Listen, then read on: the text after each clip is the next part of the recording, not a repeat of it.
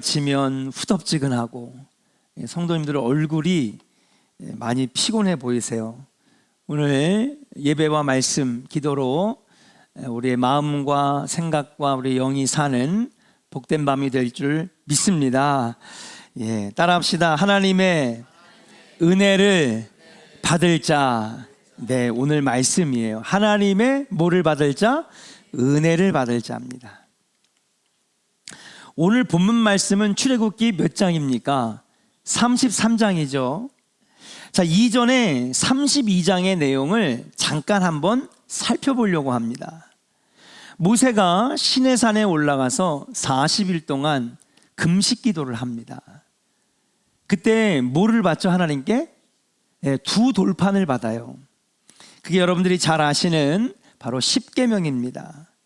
그렇게 시내산에 올라가 기도하고 있을 때에 32장에 보면 아론과 백성들이 모세가 이때쯤 내려올 것 같은데 계속 내려오는 시간이 더뎌지는 거예요. 그러니까 여러분, 모세의 형인 아론, 이 아론이 여러분 대제사장 아닙니까? 어떻게 보면은 모세의 뒤를 이을, 아니 그 다음에 2인자격이에요. 대제사장입니다. 그런데 아론이 뭐를 제안하냐면, 모세가 내려오는 게 더디고 있으니 우리가 불안한 거예요. 지도자를 잃으니까 불안한 겁니다. 그렇죠. 지도자가 흔들리면 모든 백성들도 함께 흔들리는 건 아니겠습니까? 근데 생각했던 것보다 너무 늦게 내려오니까 아론이 백성들에게 이런 제안을 합니다. 너희 귀에 끼고 있는 금 귀걸이, 목에 걸고 있는 금 목걸이, 이런 것들을 내게 가져오라 그랬어요. 그래서 여러분, 백성들 한두 명도 아니고 한 300만 명 정도 되는데, 어린아이들은 금 목걸이, 금 귀걸이가 없을 수도 있겠지만 얼마나 많은 사람들이 갖고 왔겠습니까? 그래서 그거를 모아가지고 녹인 다음에 형상을 만들어요. 무슨 형상을 만듭니까? 그렇죠. 송아지 형상을 만들어요. 이게 바로 그 유명한 금송아지 사건입니다. 이걸 아론이 제시했다는 것 자체가 충격적이에요. 그렇죠? 하나님은 나를 위하여 형상을 만들지 말라고 했는데, 우상 앞에 절하지 말라고 했는데, 금을 모아 송아지 형상을 만들고 그 앞에 절하는 죄를 아론과 백성들이 범하게 됩니다. 하나님이 가장 싫어하시는 거, 우상, 하나님 가장 싫어하시는 거, 형상 만드는 거, 이걸 만들어 그 앞에 절하면서, 야, 이게 하나님이야, 금송아지가. 그러니까 불안한 너희들 와서 이 앞에 절하고 여기 기도해. 자, 모세가 드디어 돌판을 받아가지고 내려옵니다. 와보니까 경악할 만한 일이 앞에 벌어진 거예요. 뭐가 있어요? 딱 하니? 십계명 거룩한 말씀 두 돌판을 들고 내려왔는데 보니까 금송아지가, 그것도 어마어마하게, 여러분 생각해 보세요. 이거 집에 있는 폐물만 모아가지고 한 게 아니잖아요. 그럼 펜던트잖아요. 엄청나게 많은 금을 모아다가 송아지 형상을 만들었으니 그 크기가 얼마나 클 겁니까? 예전에 그 모세에 관련된 영화를 몇 편 봤었는데 거기에 이 금송아지가 나오는데 고증을 한 건지 모르겠지만 엄청나게 큰 형상이더라고요. 그러니까 모세가 경악합니다. 그래서 모세는요 32장에 그들을 꾸짖고, 그리고 그 금송아지 형상을 다시 녹여서 가루를 만든 다음에 물에 뿌리고 이거를 백성들에게 마시게 합니다. 이게 죄라는 거죠. 당장 부시고 녹여서 가루로 만들어가지고 물에 뿌린 다음에 백성들이 이 물을 다 마시게 만든 겁니다. 그래도 여러분, 이들의 죄가 사해지는 건 아니잖아요. 누가 이 죄를 사해 주셔야 돼요? 하나님이 사해 주셔야 되는 거예요. 하나님이 용서해 주셔야 되는 거예요. 그래서 여러분과 오늘 제가 읽은 이 말씀, 출애굽기 33장은 여러 가지 말씀이 나오는데, 특히 우리가 읽은 본문은 뭐냐 하면, 우상 앞에 죄를 짓고 그 다음에 금송아지를 만든 이 죄를 진 백성들을 위하여 모세가 기도하는 내용이 바로 오늘 저와 읽은 본문의 말씀입니다. 이스라엘 백성들이 금송아지 숭배 사건으로 하나님을 배반했지만 모세는 은혜를 구하면서 특별히 이스라엘 백성들을 다시 하나님의 백성으로 삼아달라고 하나님 앞에 애원하면서 기도하고 있다는 사실이에요. 다 같이 우리 한번 본문 12절 13절 다시 한번 읽겠습니다. 자, 이런 이해를 가지고 말씀이 읽어지면 말씀이 더 읽어질 거예요. 같이 읽겠습니다. 시작. 모세가 여호와께 아뢰되 보시옵소서, 주께서 내게 이 백성을 인도하여 올라가라 하시면서 나와 함께 보낼 자를 내게 지시하지 아니하시나이다.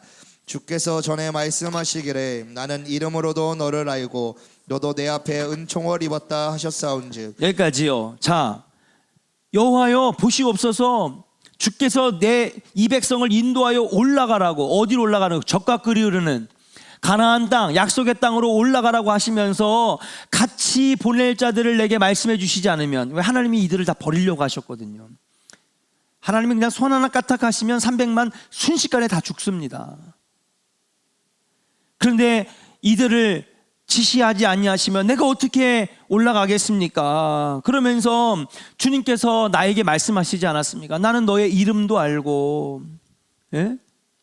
너도 내 앞에 은총을 입었다, 그렇게 말씀하지 않으셨습니까? 그러니 제 말을 한번 좀 들어주세요. 13절입니다. 같이 읽어요. 시작. 내가 참으로 주의 목전에 은총을 입었사오면 원하건대 주의 길을 내게 보이사 내게 주를 알리시고 나로 주의 목전에 은총을 입게 하시며 이 족속을 주의 백성으로 여기소서. 아멘.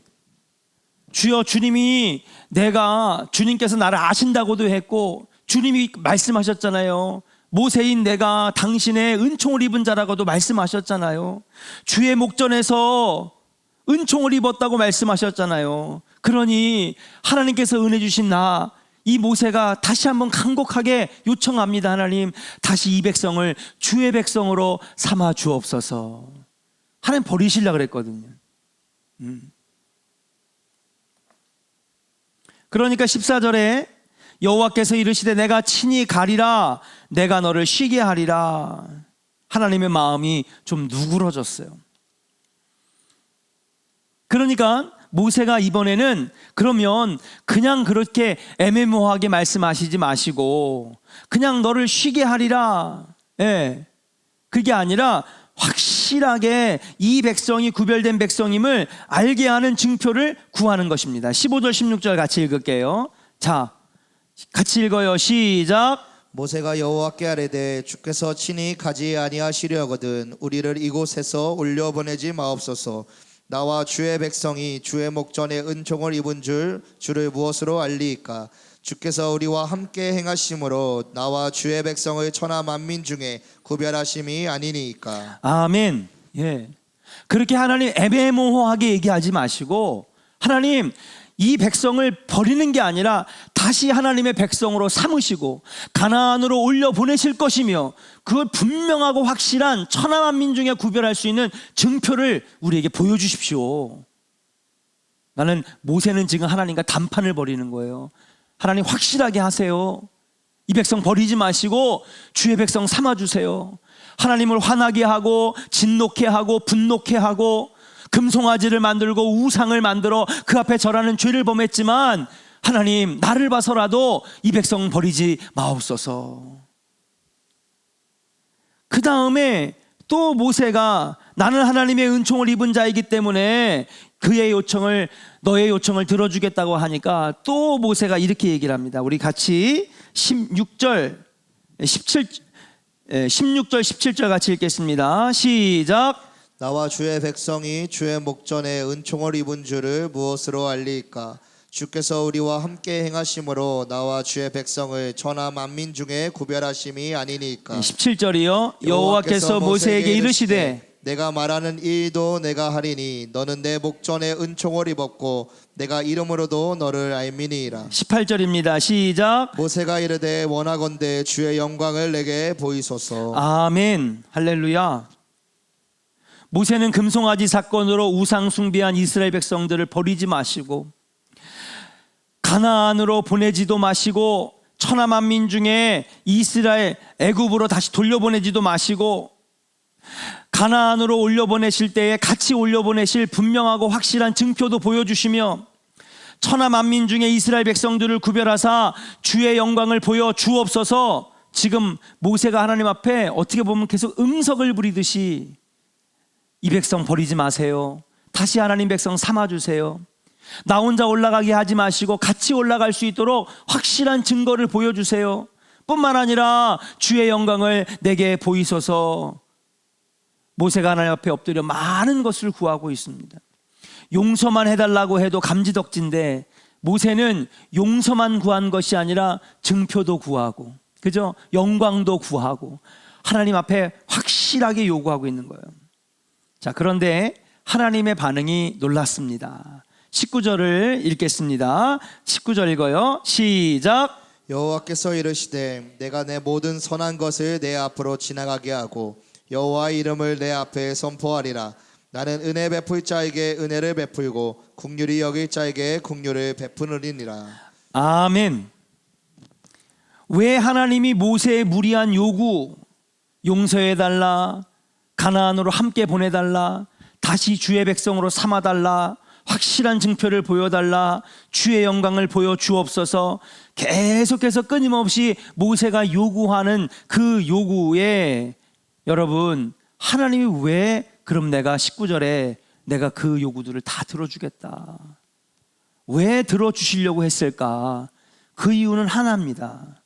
하나님은 지금 이스라엘 백성들에게 은혜를 베풀 건데 은혜 받을 만한 자이고 모세 너가 긍휼히 여김을 받을 자이기 때문에 그랬잖아요. 오늘 19절에 나는 은혜 베풀 자에게 은혜를 베풀고 긍휼히 여길 자에게 긍휼을 베푸느니라. 이 19절의 말씀에 주목할 이유가 뭐냐면 바로 아론과 이스라엘 백성들 300만은 죄를 범했어요. 그죠? 하나님 마음을 실망시켜 드렸습니다. 그런데 모세 너는 내 앞에 은총을 받은 자고, 그죠? 내가 너의 이름을 기억하고 너는 은혜 받을 만한 자고 너는 긍휼히 여김을 받을 만한 자이니 너가 이렇게 요구하는 것 내가 들어주리라 라고 하는 거예요. 모세가 은혜 받을 만한 자고 긍휼히 여김을 받을 만한 자이기 때문에 하나님께서 이스라엘 백성들을 용서해 주시고 모세의 요구를 들어주시겠다라고 하는 거예요. 여러분, 저와 여러분들도 하나님 앞에 은혜 받을 만한 자, 긍휼히 여김을 받을 만한 자 될 수 있기를 주의 이름으로 간절히 축원합니다. 이들은요 여기서 버림받았었어야 되는 거예요. 시내산에서 다시 이 백성을 세우고 두 돌판으로 약속과 언약을 맺으며 그렇게 이스라엘 백성들과 확실한 하나님 왕이시며 백성 관계로 가나안까지 인도해 주시려고 그랬는데 이들이 하나님을 실망시켰잖아요. 죄를 범했습니다. 우상 앞에 절했습니다. 금송아지 형상을 만들었어요. 하나님은 버리려고 했는데 그 300만이 누구 때문에 살았어요? 은혜 받을 만한 자, 긍휼히 여김을 받을 만한 자, 누구 때문에? 모세 때문에 이들이 다시 용서함을 받고 기회를 얻었는 줄로 믿습니다. 여러분, 이것이 바로 성경이 우리에게 보여주시는 은혜의 법칙이에요. 은혜의 원리란 말이에요. 우리 인간 모두 죽을 죄인입니다. 그렇죠? 네. 아담이라고 하는 한 사람 때문에 여러분 그가 범죄함으로 우리 인류는 모두 다 죄인이 되었어요. 원죄가 흘러요. 우리는 모두 여러분 죽을 운명이고 지옥 갈 운명이 됐습니다. 영원한 형벌에서 나올 수가 없는 사람인데 의로우신 한 분 누구예요? 예수 그리스도 그 한 분이 우리는 모두 죄악의 길로 가서 각기 제 길로 흩어져서 한 치 앞도 못 보는 양 같아서 각기 제 길로 간 사람들인데 의로운 한 분 예수 그리스도가 당신을 희생시킴으로 십자가의 보혈로 말미암아 우리가 이제는 의인되고 하나님 자녀가 되고 구원받을 만한 백성이 되게 되었는 줄로 믿습니다. 이게 성경에서 말씀하시는 은혜의 원리인 거예요. 자, 이 원리로 볼 때 그렇죠? 성경에 보면요 다 이런 얘기잖아요. 여러분 모세 하나 때문에 이스라엘 300만이 여러분 출애굽할 수 있었어요. 예수님 한 분 때문에 온 인류가 여러분 죄 사함을 얻을 수 있는 기회를 얻었고 하나님 자녀가 될 수 있는 은혜를 입었는 줄로 믿습니다. 엘리야 하나 때문에 북이스라엘이 새로워지는 놀라운 역사가 일어났어요. 우상을 섬기고 하나님의 범죄했던 나라들이 다윗 왕 하나 때문에 믿음의 나라, 신앙의 나라로 바뀌어졌다는 사실이에요. 이 원리를 생각할 때에 여러분 우리는 이렇게 생각해 볼 수 있어요. 내가 하나님 앞에 은혜 받을 만한 자가 되고 내가 하나님 앞에 긍휼히 여김을 받을 만한 자가 되면 어떤 일이 벌어질까? 나 하나 때문에 내 가정이 사는 거예요. 하나님 앞에 은혜 받을 만하고 긍휼히 여김을 받을 만한 나 하나 때문에 우리 자녀들이 사는 거라고요. 나 하나 때문에 나라와 민족이 살게 되는 것인 줄로 믿습니다. 이건 추측도 아니고 논리도 아니고 이론도 아니라 여러분 이게 바로 성경에서 말씀하시는 은혜의 원리인 줄로 믿습니다. 걱정하지 마세요. 여러분 한 명이 여러분 가정에서 나 하나만 교회 다니는데요 목사님, 나 하나만 예수 믿는데요, 걱정하지 마세요. 여러분들이 하나님 앞에 은혜 받을 만하고 여러분들이 하나님 앞에 긍휼 받을 만한 인물이 되면 여러분 한 명 때문에 모세 하나 때문에 300만이 산 것처럼, 모세 하나 때문에 그들의 죄가 용서함을 받은 것처럼, 예수님 한 분 때문에 온 인류가 구원을 받은 것처럼 여러분 한 명 때문에 여러분 가정이 살게 되고 자녀가 살아나고 나라와 민족이 살게 되는 것인 줄로 믿습니다. 이게 성경이 우리에게 가르쳐 주시는 은혜의 원칙이라고 하는 사실이에요. 사랑하는 조은의 성도 여러분, 오늘 밤에 저와 여러분들이 하나님 앞에서 따라합시다. 은혜 받을 만한 자, 긍휼히 여김을 받을 만한 자. 아멘입니까? 여러분 그러한 하나님의 자녀 되시기를 주의 이름으로 간절히 축원합니다. 제일 위험한 생각이 뭐냐? 나 하나쯤이야예요. 나 하나쯤이야. 그러나 나 하나만 바로 선다면 이게 성경의 원리고 이게 은혜의 원칙이에요. 나 하나 하나님 앞에 바로 서고 은혜 받을 만한 사람, 긍휼히 여길 만한 받을 만한 사람이 되면 얼마나 놀라운 일이 벌어질까. 여러분 하나님 앞에 이런 놀라운 은혜가 있기를 주의 이름으로 간절히 축원합니다. 그런 면에서 볼 때에 성도에게 가장 필요한 것이 뭐냐? 바로 은혜예요. 은혜. 어떤 목사님이 이렇게 얘기를 했어요. 은혜 받은 사람에게는 산부다가 생긴대요. 산부다. 산부다. 밑부다, 예쁘다, 바쁘다. 산부다가 생긴대요. 첫 번째 밑부다가 뭐냐? 요즘 우리나라 사람들이 안 쓰는 말이죠. 근데 밑부다는 뭐냐면요, 믿을만하다라는 말이래요. 순수 한국말인데 믿을만하다. 그러니까 하나님의 은혜를 받은 사람, 은혜 받을 만하고 긍휼히 여김을 받을 만해서 하나님의 놀라운 은혜를 입은 사람들은 믿을만해지는 것이죠. 행동도 말도 믿을만한 것입니다. 둘째, 예쁘다. 여러분 화장 안 해도 괜찮아요. 은혜 받은 사람 보면 되게 예쁘잖아요. 얼굴에서 광채가 납니다. 셋째, 바쁘다. 은혜 받은 사람은요 게을러지지 않습니다. 왜? 사명이 보이고, 그죠? 해야 할 일들이 보이고, 주님의 영광이 보이고 삶의 목적이 분명해지니까 여러분 그 인생이 바쁜 인생이 되는 거예요. 특별히 은혜 받은 사람에게 또 하나 놀라운 특징이 있는데 뭐냐? 하나님의 말씀이 은혜롭게 들려집니다. 사랑하는 여러분, 오늘 은혜 받을 만한 사람, 긍휼히 여김 받을 만한 사람이 되셔서 하나님의 은혜를 많이 받으시기를 주의 이름으로 간절히 축원합니다. 이 산부다의 은혜가 내려진다는 거예요. 그리고 하나님 말씀이 은혜롭게 들린다는 거예요. 하나님은 은혜를 주실 자에게 은혜를 주시고 긍휼히 여길 자에게 긍휼을 베푸신다고 19절에 말씀하셨어요. 저는 오늘 저와 여러분들이 같이 기도할 때에 하나님, 오늘 하나님 앞에서 모세처럼, 다윗처럼, 엘리야처럼 은혜 받을 만한 사람, 긍휼히 여김을 받을 만한 사람 되기를 간절히 원합니다. 기도하다가 여러분 그런 놀라운 은혜가 여러분 안에 있기를 주의 이름으로 간절히 축원합니다. 자, 그렇다면 어떤 사람이 은혜 받을 만한 사람이고 어떤 사람이 긍휼히 여김을 받을 만한 사람이 될까? 은혜는 아무한테나 주시는 게 아니거든요. 은혜가 있어야 우리 신앙생활이 되는 거예요. 그러면 어떤 사람이 은혜 받을 만한 사람이냐? 첫 번째는 한번 따라 합시다. 죄의 자리에서 떠나는 자입니다. 어떤 자리에서요? 죄의 자리에서. 하나님은 아브라함을 75세에 부를 때 이렇게 말씀하셨습니다. 자, 창세기 12장 1절을 스크린을 보면서 한번 읽어볼게요. 자, 같이 읽어요. 시작. 여호와께서 아브라함에게 이르시되 너는 너의 고향과 친척과 아버지의 집을 떠나 내가 내게 보여줄 땅으로 가라. 아멘. 예수 안 믿는 사람들은요, 이 말씀을 읽으면 진짜 기독교는 이상하다. 응? 어떻게 고향도 떠나고 친척도 떠나고 아버지도 떠나고 어떻게 그렇게 말할 수 있느냐?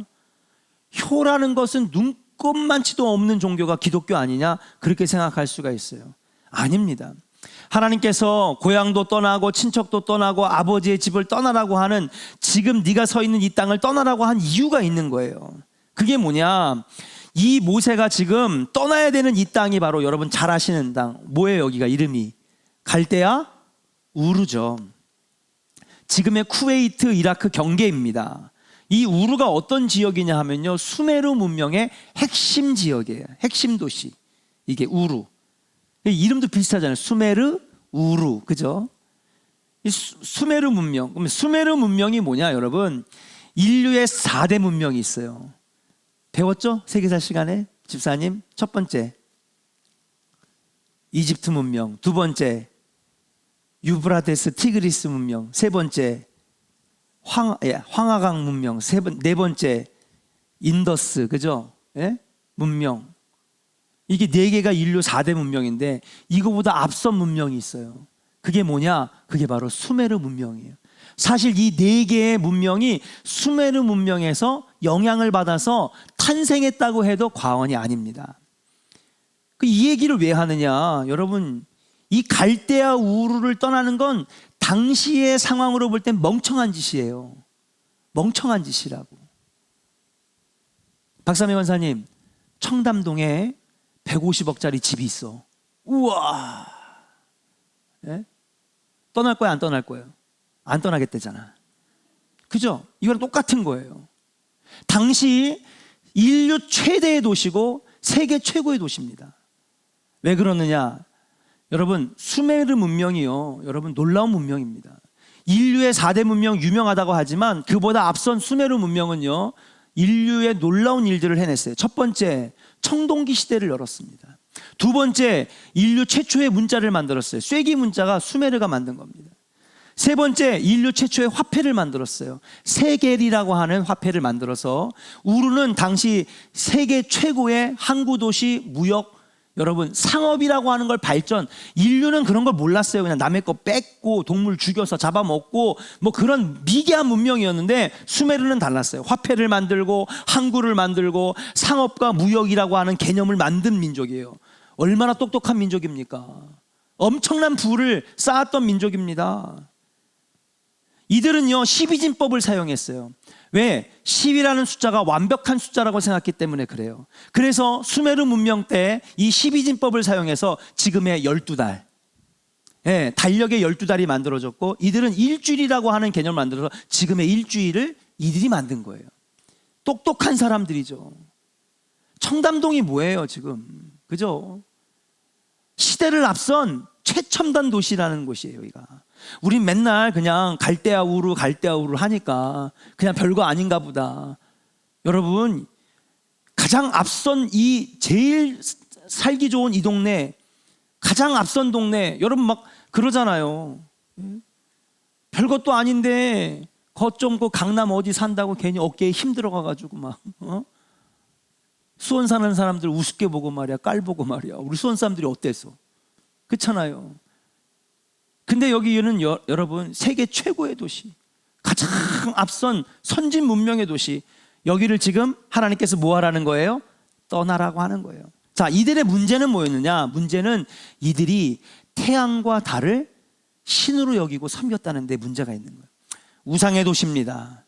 하나님은요 나 외에 다른 신을 섬기지 말라고 하신 죄악의 도시입니다. 그러니 거기에서 하나님을 온전히 섬길 수 없다고 판단하시고 하나님은 아브라함에게 뭐 하라는 거예요? 너는 본토 친척 아비 집을 떠나라 이거예요. 아버지 버리라는 얘기가 아닙니다. 고향 버리라는 얘기가 아니에요. 뭐예요? 그 자리는 죄악의 도시이기 때문에, 그 자리는 우상의 도시이기 때문에, 하나님을 섬기는 것이 아니라 우상을 깎아 만들고 태양과 달 앞에 절하는 도시이기 때문에 그 죄악의 자리를 떠나라고 하시는 거예요. 아브라함이 순종했어요? 순종 안 했어요? 순종했잖아요.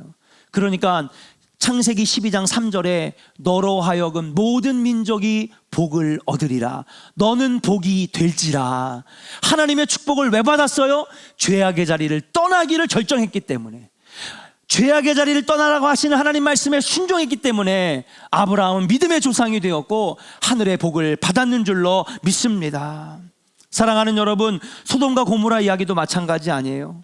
아브라함을 따라 나섰던 조카 롯 어떻게 됐어요? 아브라함 복 받는데 같이 덩달아 큰 복을 받았네. 얼마나 복을 받았는지 밑에 종들이 서로 우물 가지고 막 싸우니까 야, 안 되겠다. 이제 너도 잘 됐고 나도 잘 됐고 너도 부유하고 나도 부유하고 너도 잘 살게 됐으니 이제 우리 각자 갈 길을 가자. 그럼 삼촌은 어디 가실 건데요? 글쎄, 하나님이 지시하는 대로 가야지. 그러니까 아브라함 벌써 믿음의 사람이야. 근데 조카 롯은 어디로 갔어요? 소돔과 고모라로 간 거예요. 왜? 딱 보니까 잘 살아 보이거든. 엄청나거든요. 예, 막 거기 가니까 돈이 보여. 야, 여기 오면 그냥 금방 부자 될 것 같아.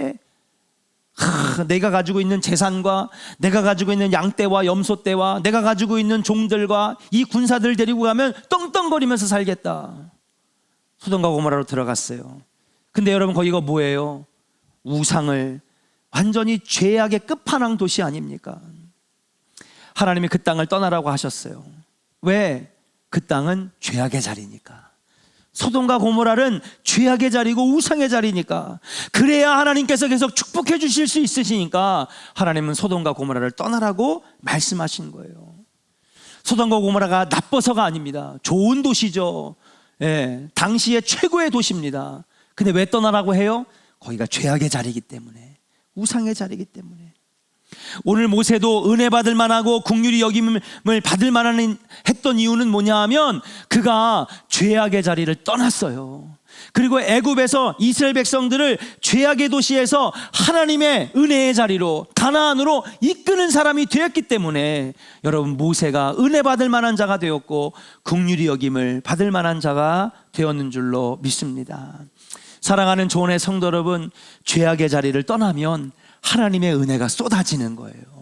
여러분이 끊어버리지 못하고 잘라버리지 못한 죄악의 자리, 여러분 빨리 뛰쳐나와서 여러분 은혜의 자리로 나아갈 수 있기를 주의 이름으로 간절히 축원합니다. 한번 따라 합시다. 하나님은 죄를 싫어하시고 죄를 미워하시고, 아멘입니까? 하나님은 죄를 싫어하세요. 하나님은 죄를 미워하세요. 죄의 자리에서 우리가 나오기를 원하시는 거예요. 그럼 하나님 앞에 우리는 은혜 받을 만한 자요, 긍휼히 여김을 받을 만한 자가 될 줄로 믿고 죄악의 자리를 떠나 하나님의 은혜를 누리는 우리 조언의 성도들 되기를 주의 이름으로 간절히 축원합니다. 두 번째, 어떻게 해야 하나님 앞에 은혜 받을 만한 자, 긍휼히 여김을 받을 만한 자가 되는가? 한번 따라합시다. 하나님을 만나는 자리로 나와야 합니다. 여러분, 본문 33장 7절부터 11절까지, 오늘 본문이 아닌데 본문 전이니까 여러분 성경책이 다 펴져 있을 거예요.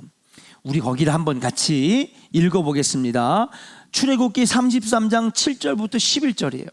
같이 읽어요. 시작. 모세가 항상 장막의 지하여 진 밖에 쳐서 진과 멀리 떠나게 하고 회막이라 이름하니, 여호와를 앙모하는 자는 다 진 바깥 회막으로 나아가며, 모세가 회막으로 나아갈 때에는 백성이 다 일어나 자기 장막 문에 서서 모세가 회막에 들어가기까지 바라보며, 모세가 회막에 들어갈 때에 구름 기둥이 내려 회막 문에 서며 여호와께서 모세와 말씀하시니, 모든 백성이 회막 문에 구름 기둥이 서 있는 것을 보고 다 일어나 각기 장막 문에 서서 예배하며, 사람이 자기 친구와 이야기함 같이 여호와께서는 모세와 대면하여 말씀하시며, 모세는 진으로 돌아오나 눈의 아들 젊은 수종자 여호수아는 회막을 떠나지 아니하니라. 아멘. 여러분, 오늘 본문 말씀 이전의 말씀이에요.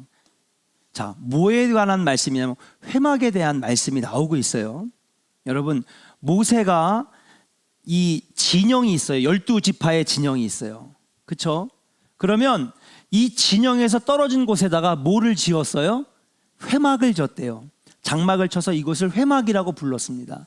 회막이 여러분 나중에 뭐가 돼요? 성막이 되고, 성막이 나중에 뭐가 돼요? 예루살렘 성전이 되는 거예요. 그러니까 여기는 뭐예요? 말 그대로 하나님을 만나는 지성소, 성소 지성소가 있는 이것이 회막.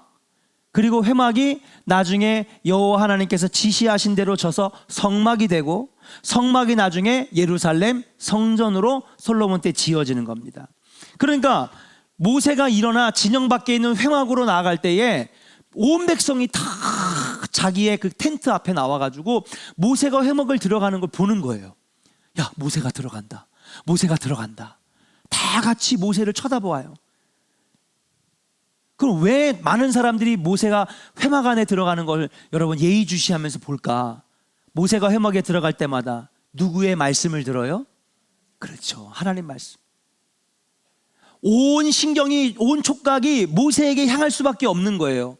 야, 이번에 모세가 들어가서 하나님 앞에 무슨 말씀을 듣고 나올까?